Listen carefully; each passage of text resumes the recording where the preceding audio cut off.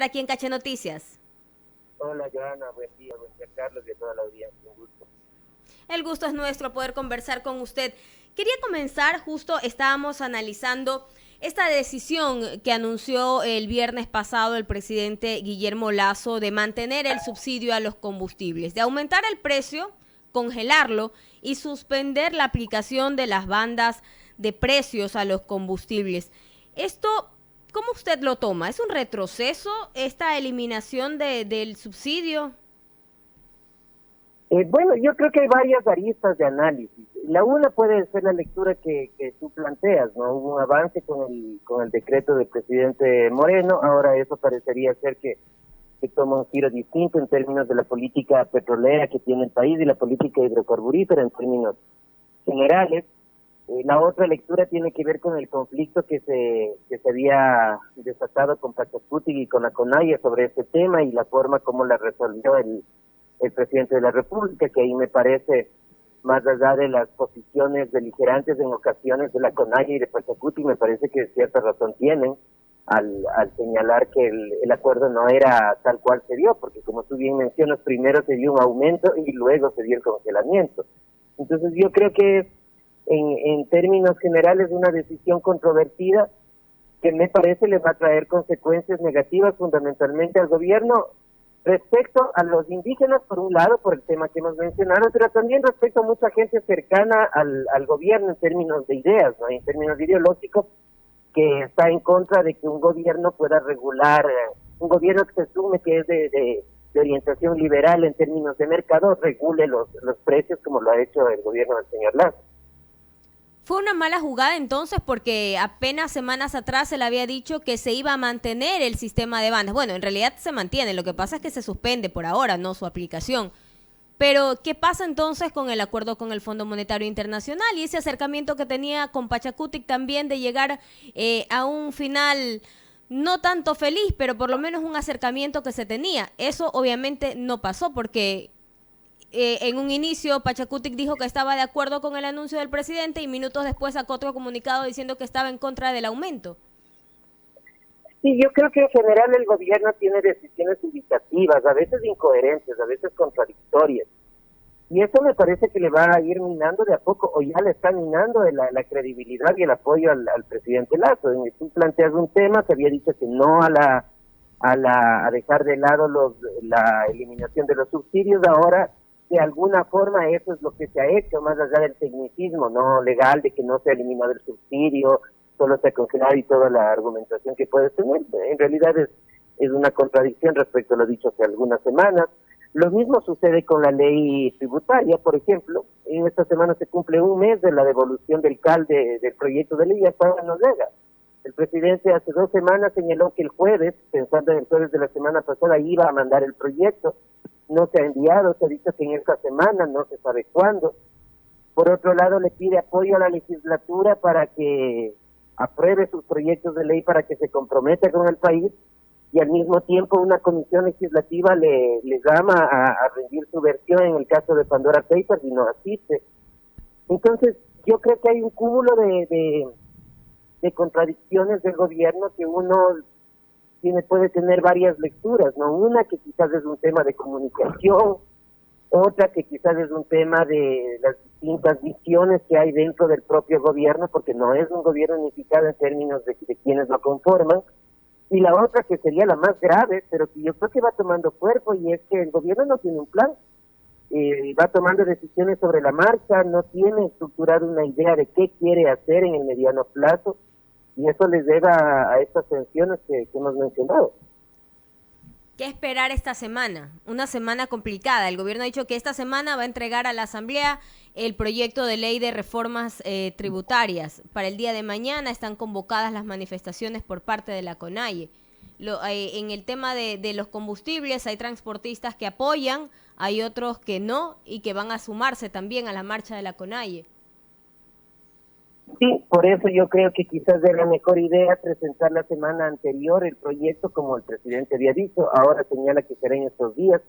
Quizás tampoco se presente en esta semana, que va a ser una semana difícil por los temas que tú planteas, y que adicionalmente a eso se juntan otras cuestiones coyunturales, ¿no? El tema de los Pandora Papers, por un lado, que me parece genera malestar en muchos sectores de la población, y por otro lado, esa famosa reunión, ¿no?, de líderes políticos a vísperas de un proceso de movilización que en alguna medida busca rememorar lo que pasó en octubre del 19, y justo, precisamente en ese momento, el justo es un decir, no porque nada es casual, se plantea esa reunión que no le encuentro mucho sentido haberla realizado precisamente cuando el país empieza a calentarse las calles, cuando la gente empieza a alterarse.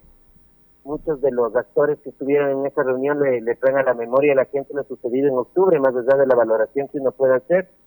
Entonces, insisto, yo creo que es un gobierno lleno de contradicciones, lleno de tensiones, no se entiende bien cuál es el orden y cuál es el tiempo de las decisiones que toma el presidente. Pero, Santiago, en este momento, por la coyuntura, estamos parecidos a lo que sucedió en octubre del 2019, o sea, hay esa coyuntura, todo está dispuesto para que las manifestaciones que se prevén, que sean pacíficas, se tornen violentas.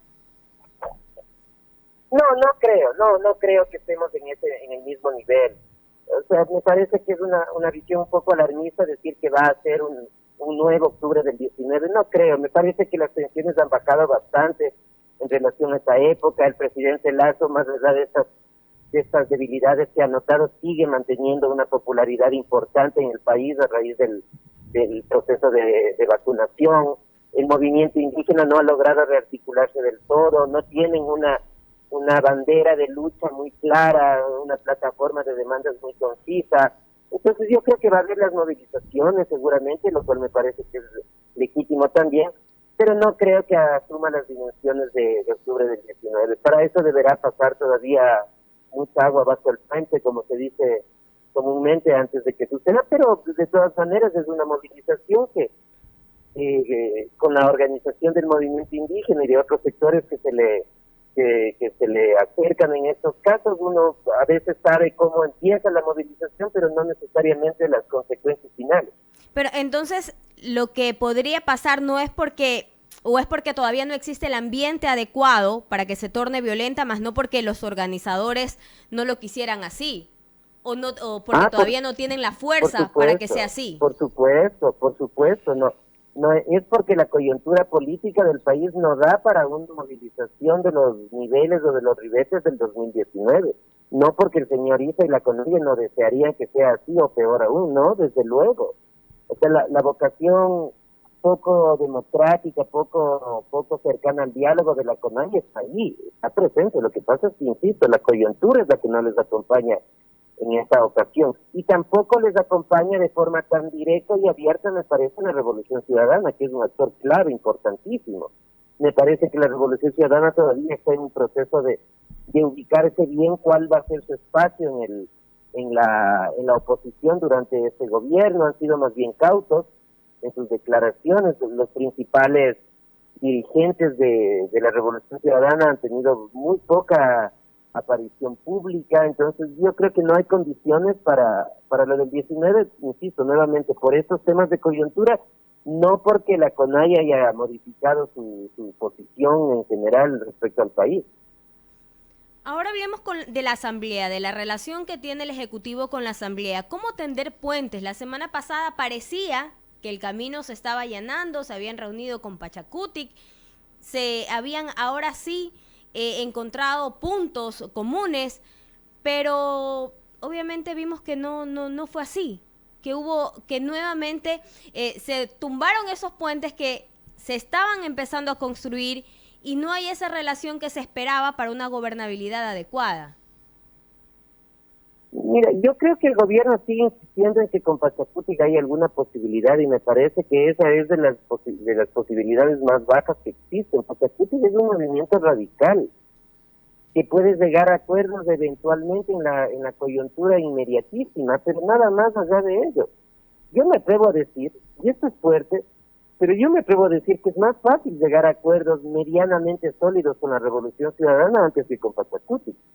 Pero el gobierno no lo cree así. La semana pasada ha sufrido un revés enorme, luego de los acuerdos al par de horas, Pachacutic ya cambió de posición.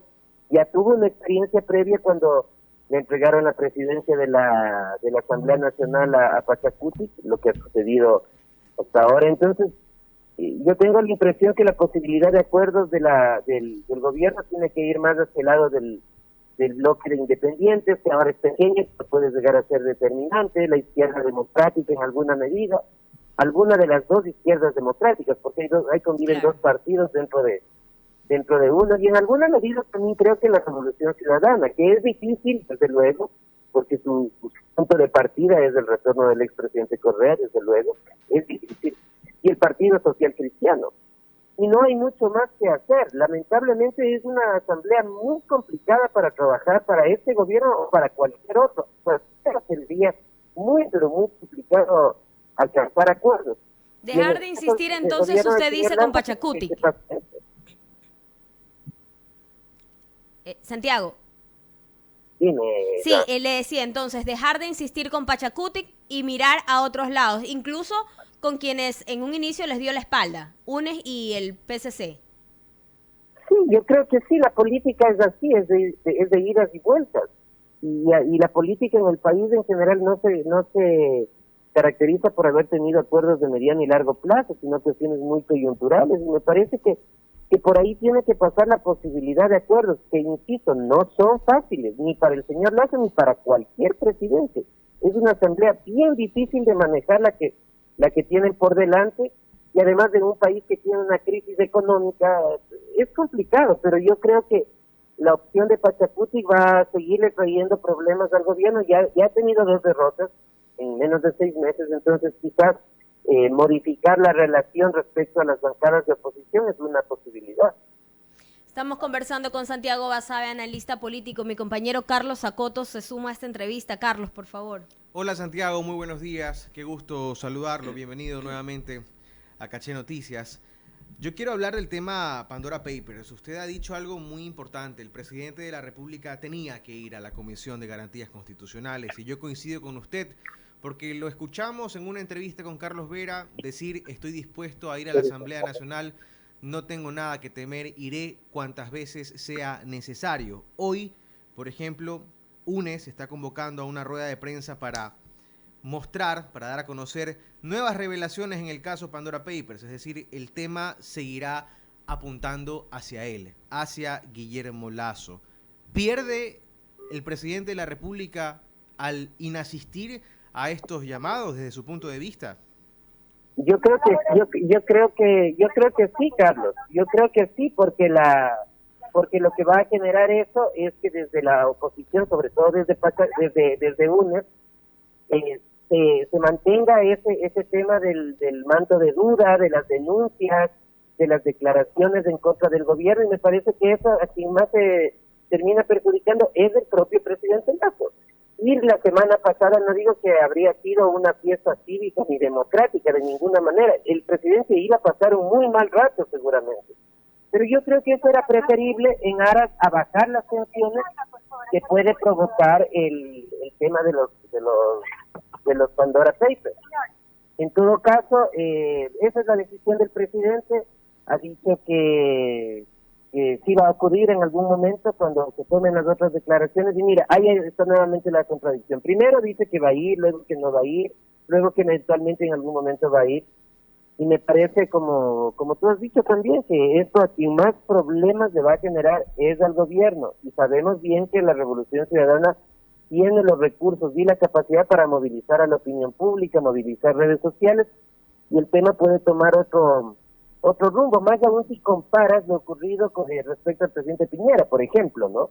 El presidente Piñera afronta un proceso judicial y un proceso político, ¿no? Lo que acá llamaríamos un juicio político ante el Congreso Nacional de Chile. Acá se acaba de iniciar una acción judicial, allá existe desde el día siguiente de la declaración. Entonces yo creo que por el propio beneficio del gobierno, por la propia posibilidad de llegar a acuerdos para aprobar las leyes. Mira, otra contradicción. Acabo de hablar con Joana ahora y comentábamos que necesita apoyos en la legislatura para aprobar las leyes. Y al mismo tiempo le pega un portazo en la cara a la principal fuerza de oposición. Entonces, yo creo que hay que tener un poquito más de coherencia, y desafortunadamente veo que el gobierno empieza a perder el espacio en ese campo. Es un gobierno al que le hace falta operación política. Creo que todos hemos llegado a ese consenso. En la Asamblea Nacional, ¿qué se puede hacer? Resulta que esta tarea, la de acercarse a las bancadas de oposición, principalmente, se la han dado al señor Juan Fernando Flores, que vemos que en redes sociales está de frente contra el Partido Social Cristiano, de frente contra UNES y de frente contra Pachacuti. Es decir, esas no son las cualidades de un operador político en la Asamblea Nacional. ¿Qué opina usted? Así es, Carlos, esas no son las cualidades. El quien tiene que operar tiene que bajar el tono, tiene que tratar de buscar acuerdos. No es solo el asambleísta que acabas de mencionar, Flores. Hay otros que se están sumando a ese club de soltar todo por las redes sociales, otros asambleístas de Creo me refiero.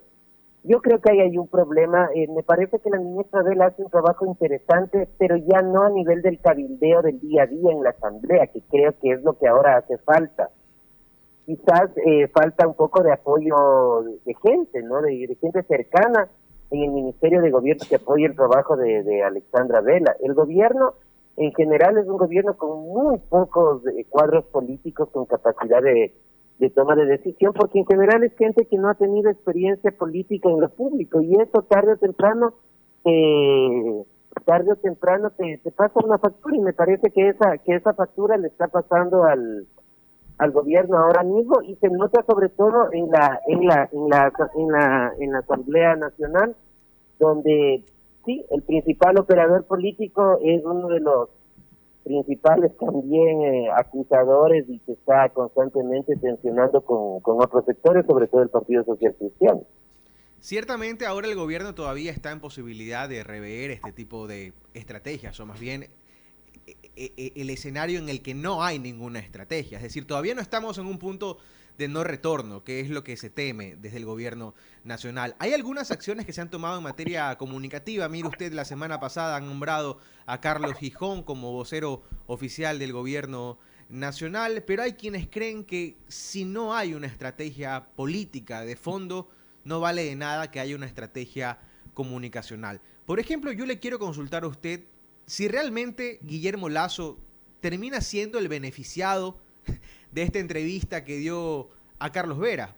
Vimos a un Guillermo Lasso salir con todo a sonar tambores de guerra, a acusar directamente a Leonidas Issa, a Rafael Correa y a Jaime Nebot de una conspiración. Los ha llamado triunviros de la conspiración.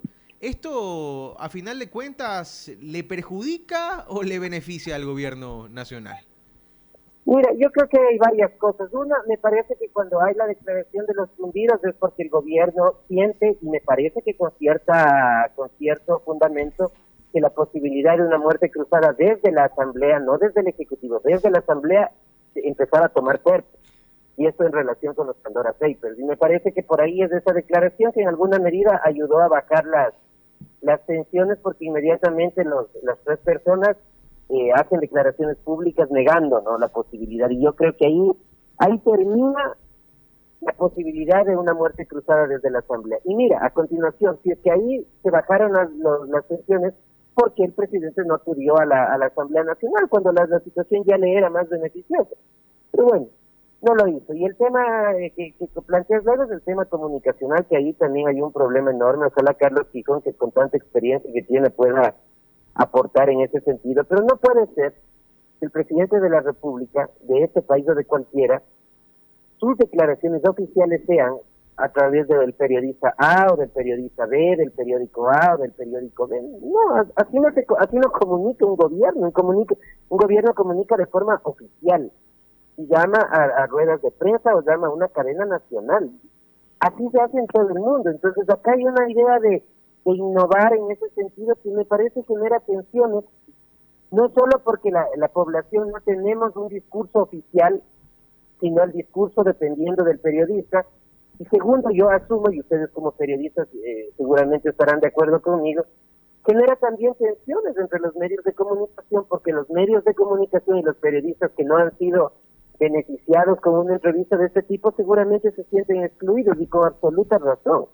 Entonces yo creo que es necesario tener un cambio en la forma de comunicar del gobierno. No digo que hagan cadenas nacionales todos los días, los sabatinos todos los fines de semana, pero sí tener una cuestión mucho más formal de informar de forma adecuada y precisa a la población. Santiago, la carta de protesta que le envía Guillermo Lasso a Diario El Universo termina resultando un tiro en el pie para el presidente de la República. Por ahí le escuchamos decirle a Carlos Vera que él se había molestado con el diario y con esa publicación en particular, pero que de ninguna forma quiere que se interprete como una agresión a la libertad de expresión. ¿Es contradictorio el presidente al hacer algo que dice o que ha dicho que no es correcto? Porque él se ha referido, por ejemplo, al expresidente Correa y ha marcado diferencias que lo han llevado, por ejemplo, un poco para ligar con lo que usted decía, a no hacer uso de cadenas nacionales ni de espacios en medios de comunicación para comunicar su mensaje. Pero por otro lado tenemos a un presidente Lasso perdiendo los estribos contra Diario del Universo a propósito de una publicación. ¿Esto le juega en contra? Totalmente. Si el presidente no quiere que se interprete como una agresión a la libertad de expresión, entonces ¿cómo quiere que se interprete? Como un saludo al trabajo de periodismo de información del diario El Universo. Es lo que está diciendo no tiene ningún sentido. Si manda una carta en los términos que manda El Universo, claramente, siendo él el jefe de Estado, le está agrediendo la libertad de expresión, pues, porque es algo que no le gustó. Y ese es el problema que en general tenemos en el país, de políticos incoherentes entre lo que piensan y lo que hacen. Entonces, mira, hemos señalado varias ya tensiones, contradicciones del gobierno contigo y con Joana, y yo creo que el gobierno está a tiempo, tiene apenas 6 meses en funciones, un poco menos inclusive. Tiene todavía el capital político que le genera la vacunación, pero yo creo que hay necesidad de cambios importantes. Y sobre todo de tener una idea política de qué es lo que quiere hacer, que a mí cada vez me da más la impresión que eso ahora mismo no existe y que son decisiones de coyuntura, de momento, y que se van asumiendo así como van viniendo las cosas, y esa no es la forma de gobernar. ¿Cambios en el gabinete? ¿Se necesita quizás un recambio en las filas del gobierno nacional con miras a estructurar alguna idea política, digamos, no más certera, sino simplemente certera, porque lo que se ha visto hasta el momento es que realmente no hay un norte? ¿Se resuelve con un recambio o se trata de empezar desde cero, de sentarse y planear bien cómo vamos a gobernar? Porque un poco la impresión que se ha dado es que el presidente Guillermo Lasso ha estado preocupado mucho por ganar una elección, pero una vez en el gobierno se le han presentado muchos problemas y una cosa es trabajar para una campaña y otra trabajar para el gobierno. ¿Qué hacer, Santiago, en el corto plazo en relación a las filas que componen el gobierno de Guillermo Lasso? Sí, mira, yo creo que hay cambios que eran necesarios de hacer, que afortunadamente se los hizo. Me refiero, por ejemplo, al cambio en el Ministerio de Defensa. Yo creo que hay una gran designación. El nuevo ministro de Defensa es una persona conocedora del tema y además honesto, cosa que en el país, en el medio político, es difícil de encontrar.